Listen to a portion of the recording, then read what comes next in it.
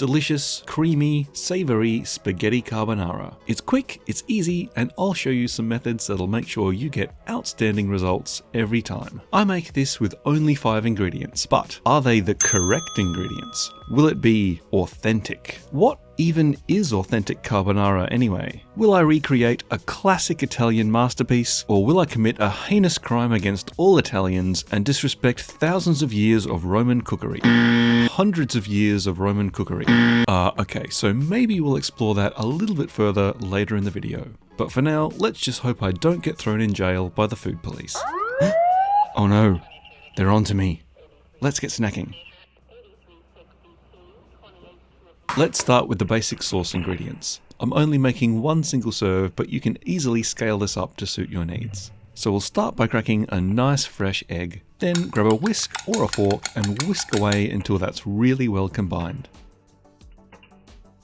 And then into the egg, using a microplane or a fine grater, we're going to grate in some cheese. I'm going with 15 grams of Pecorino and 15 grams of Parmesan Reggiano. If you don't want to buy 2 different cheeses, either of these options will work perfectly fine on their own, but I personally like the balance of flavors that you get from using a little bit of both. Then into the cheese and egg mix, a generous crank of freshly ground black pepper. You can adjust this based on your personal tastes, but for me, I like quite a lot. Then we're going to mix that all together until we get this gloopy, loose scrambled egg kind of consistency. And now we get to the really controversial part. I'm using bacon. What? No, that's against the rules. You have to use guanciale. Oh no, they're onto me. Wait a minute. Let's do a bit of quick research. I know there's a lot of YouTube recipes out there that'll tell you you can only use guanciale for carbonara, but let's look into that for a second. So let's start with a quick trip to Wikipedia. Not always the most reliable source of facts, but a pretty good starting point. Let's see, both of these sources here say that carbonara was born in Rome around 1944. That's a little bit more recent than I would have expected. Just after the liberation of the city, and probably because of the bacon that flowed in quantity from the US Army. The written recipe first appears in an illustrated cookbook published in Chicago in 1952. Also interesting. And there's another source here, an Italian academic who also claims the dish was invented by Americans living in Italy after World War II. And in 1954, the first Italian publication of the recipe, although using pancetta, garlic, and Gruyere cheese.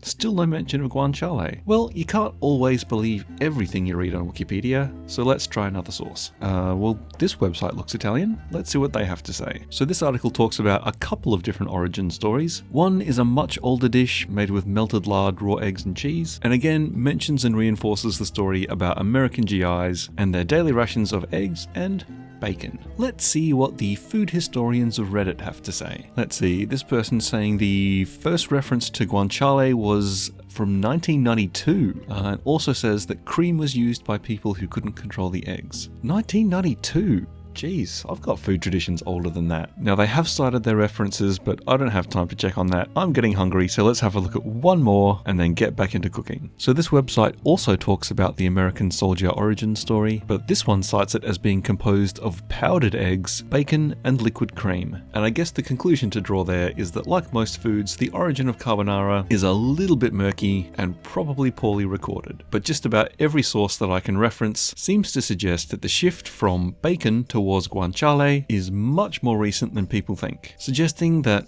well, maybe bacon is more traditional after all. But remember what they say, at the end of the day, tradition is just peer pressure from dead people. What really matters is the flavor. And this is going to be delicious. What I've got here is some delicious homemade honey and chili bacon. It's a little bit sweet, has a subtle spice, and is beautifully smoky. It'll lend a really good flavor to this dish. But as we've just discovered, guanciale, pancetta, or regular bacon will do just fine.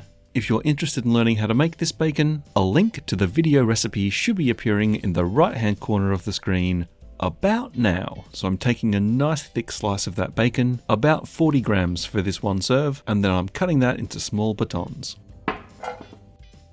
And then they're going into a pan and getting fried off until they start to brown and turn crispy.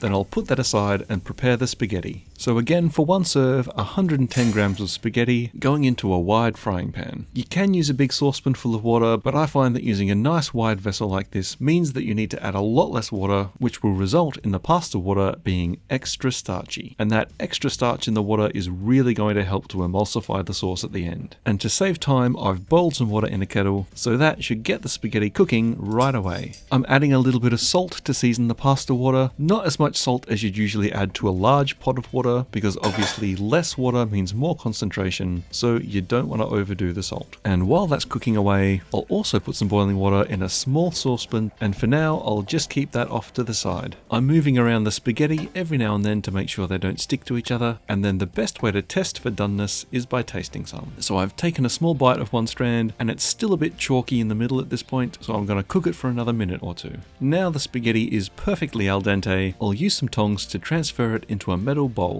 Don't worry if a little bit of pasta water comes along with it, that's actually exactly what we want because we'll need at least a little bit of pasta water in there to help bring the sauce together. Now, one of the common problems that people have when they're making carbonara for the first time is that when they're adding the spaghetti and the sauce mixture to the hot frying pan full of bacon, it gets too hot and the eggs scramble. And it's a bit of a fine line. Not hot enough and the sauce doesn't emulsify and you'll be eating gloopy raw eggs. If it's too hot, you don't have a sauce anymore, you've got scrambled eggs. So a pretty foolproof way to avoid this is by using a double boiler. So I've got my small saucepan full of hot water over a very low heat, and I'll put my bowl of spaghetti on top of that. That'll provide a nice gentle heat that'll be enough to cook the eggs all the way through and emulsify the sauce, but it shouldn't get so hot that they scramble. This makes the final and probably trickiest step of cooking pretty much foolproof. So to the bowl of hot spaghetti, we're adding all of our bacon, followed by all of the sauce mix, and then giving that a really good stir. It will be fairly thick, so we're going to add small amounts of pasta water a little bit at a time and stirring that in until we get a nice saucy consistency. You can adjust this consistency to your preference. I don't like it too thick and gloopy, but I also don't want it swimming in a watery sauce. So this looks just about right to me. You can see as I push the pasta aside, there's a little bit of creamy sauce accumulating in the bottom, but not too much. Then plate this up however you like. I'm not being too fancy here. I'm giving it a little bit of a twist with the tongs, but really it doesn't need to be dressed up. Just throw it on a plate and it'll be delicious. Make sure you get all of those tasty bacon bits and